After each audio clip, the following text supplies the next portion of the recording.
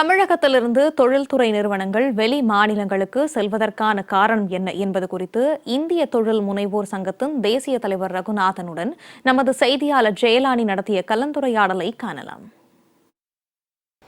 இந்திய தொழில் முனைவோர் சங்கத்தின் தேசிய தலைவர் ரகுநாதன் நம்மோடு இணைப்பில் இணைந்திருக்கிறார். அவரிடத்துல சில முக்கியமான கேள்விகளை கேட்கலாம். வணக்கம் சார். தமிழகத்தில் தொழில் முனைவோர்கள் ஏராளமானவர்கள் வெளி மாநிலங்களுக்கு முதலீடு செய்வதா தொடர்ச்சியாக தகவல் வருது. நேற்றைய தினம் பத்திரிகையாளர் சந்திப்பிலையும் கூட தொழில்துறை அமைச்சர் பல்வேறு கருத்துக்களை தெரிவித்திருந்தார்கள். தமிழகத்தில் என்ன நடக்குது? தொழில் முனைவோர்களுக்கான நிலை எப்படி இருக்கு? தமிழகத்தை பொறுத்தவரையிலே இந்திய அளவிலே இரண்டாவது மிகப்பெரிய அளவு உற்பத்திகளை ஏற்படுத்தக்கூடிய மாநிலம் இது. ஐடி இண்டஸ்ட்ரி எடுத்துக்கிட்டிங்கன்னா பெங்களூர், கர்நாடகா, ஏபி, அதுக்கப்புறம் தான் தமிழ்நாடு.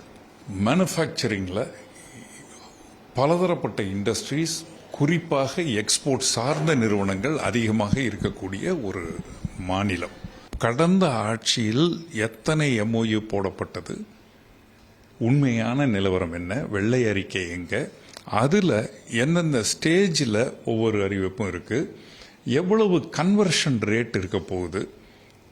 போன ஆட்சியில் இருந்த தொழில்துறை அமைச்சர் சொன்னது கிட்டத்தட்ட 74% நாங்கள் கன்வர்ஷன் ரேட், அதாவது 12.5 லட்சம் கோடி புரிந்துணர்வு ஒப்பந்தம் என்றால் அதில் 70% என்று வைத்துக் கொண்டால் கிட்டத்தட்ட 8.5 லட்சம் கோடி நாங்கள் முதலீடுகளை கொண்டு வருவோம். நாங்கள் அப்போ எவ்வளவு வந்தது கடந்த 5 ஆண்டுகளில், இன்னும் எவ்வளவு வரவேண்டி இருக்கிறது, ஒவ்வொரு ஆண்டும் எவ்வளவு வருவதாக இருக்கிறது, இந்த டேட்டா முக்கியம்.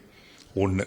இரண்டாவது, மாநிலங்களுக்கு செல்லக்கூடிய இண்டஸ்ட்ரீஸ் அல்லது இன்வெஸ்ட்மெண்ட்ஸ் எடுத்துக்கலாம். அவங்க இங்கே வர்றவங்க அங்கே போனாங்கன்னு இருக்கலாம், இங்கே இருந்தவங்க அங்கே போனாங்கன்னு இருக்கலாம், இதை பற்றி இங்கே வரவே வராதவங்களும் நேரடியாக அங்கே போயிருக்காங்கன்னு எடுத்துக்கலாம்.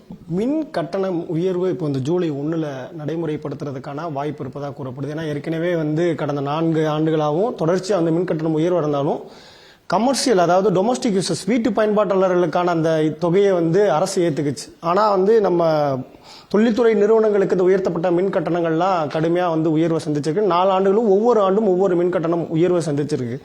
இந்த ஆண்டும் உயர்வதற்கான ஒரு வாய்ப்பு இருக்கு. அவ்வப்போது மின் தடை அப்படின்ற பிரச்சனையும் இங்கே தொடர்ந்து நிலவிட்டு இருக்கு. இந்த மின் தடையினால, இந்த மின்சாரங்கள்னால தொழில்துறை நிறுவனங்கள் எவ்வளவு சிக்கல்களை சந்திக்கிறீங்க? இது ஒரு காரணமா வெளியே செல்றதுக்கு? மிகப்பெரிய சிக்கல்கள். மின் தடை, அதுவும் குறிப்பிடப்படாத ஒரு மின் தடை மிகப்பெரிய அளவில் பாதிப்பை உண்டாக்குனதை பார்த்தோம். இப்போ உருவாக்கிட்டு இருக்கு. கடந்த ஒரு 6 மாதங்களாக ஒரு மந்த நிலை இருந்தது. இப்போ டாரிஃபை கொஞ்சம் ரிலீஃப் பண்ண ஆரம்பிச்சிட்டாங்க. எக்ஸ்போர்ட்டர்ஸ் போய்கிட்டு இருக்கு. இது நம்மளுடைய சீசன் டைம். இந்த சீசன் நேரத்தில் மின்தடை அதிகமாகும் பொழுது இண்டஸ்ட்ரி நடத்த முடியாது. அப்போ மின்தடை இல்லாத இருக்கிற நேரத்தில் உபயோகப்படுத்தக்கூடியது டீசல் ஜென்ரேட்டர். டீசலினுடைய தட்டுப்பாடு தெரியும் உங்களுக்கு. அப்போ ஜென்ரேட்டரை இயக்க முடியாது. இரண்டாவது, சூரிய ஒளி மின்சாரம். அந்த சூரிய ஒளி மின்சாரத்திற்கு இவர்கள் வீலிங் சார்ஜஸ் இருக்கு, அதெல்லாம் எடுத்தாகணும். அமைச்சர், மின்சாரத்துறை அமைச்சர் இன்னும் 2 நாட்களிலே வெள்ளை அறிக்கை கொடுப்போன்றாங்க. எனக்கு இந்த வெள்ளை அறிக்கையை பொறுத்தவரை அது நீங்க பார்க்க வேண்டியது, நாங்க பார்க்க வேண்டியதில்லை. ஒரு டாக்டர் பிரிஸ்கிரிப்ஷன் எழுதுறதுக்கு முன்னாடி டெஸ்ட் ரிப்போர்ட்டை பார்ப்பாங்க. இப்போ இசிஜியை பேஷண்ட்டை பார்த்து எதுவும் புரிஞ்சுக்க மாட்டாங்க. டாக்டர்னுடைய பிரிஸ்கிரிப்ஷன் அதை படித்து பார்த்துட்டு எழுதுறதா இருக்கணும். கேட்டதும் அதே தான். இதற்கு முன்பு நீங்கள் கொடுத்த வெள்ளை அறிக்கை நிதி நிலையை பற்றிய போது அதற்கு உங்களது தீர்வு என்னன்னு தான் கேள்வி. இன்றைக்கு மின்துறை அமைச்சர் இன்னும் 2 நாட்களில் கொடுக்கக்கூடிய வெள்ளை அறிக்கை எங்களுக்கு முக்கியமல்ல. தீர்வு என்ன? 1ஆம் தேதியிலிருந்து ஜூலை 1 6% மின் கட்டண உயர்வு நிச்சயமாக அமலுக்கு வரும். ஏனென்றால் அது TNERC ஆர்டர்.